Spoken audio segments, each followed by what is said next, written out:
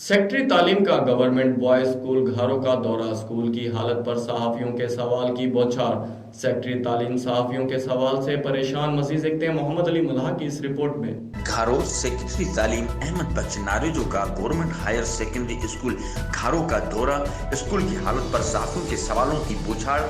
Secretary तालीम सहाफियों के सवालों से परेशान। जी नाज़रीन, हालिया बारिशों के बाद गवर्नमेंट हायर सेकेंडरी स्कूल घारो इस वक्त बरसाती पानी की लपेट में है, जबकि कोरोना की वबा के बायस 6 महीने से स्कूलों में बच्चों की तालीम पहले ही मुतासर रही है।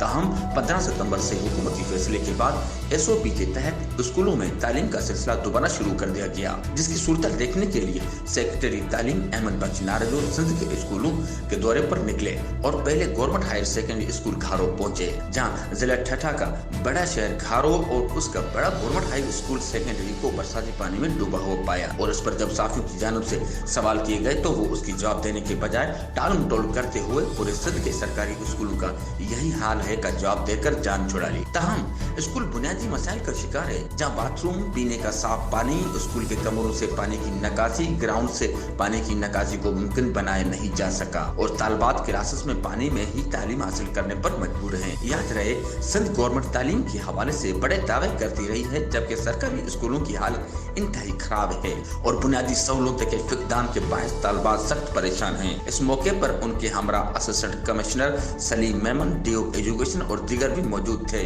कैमरा टीम के साथ मोहम्मद अली मल्लाह, राज न्यूज़ घारो।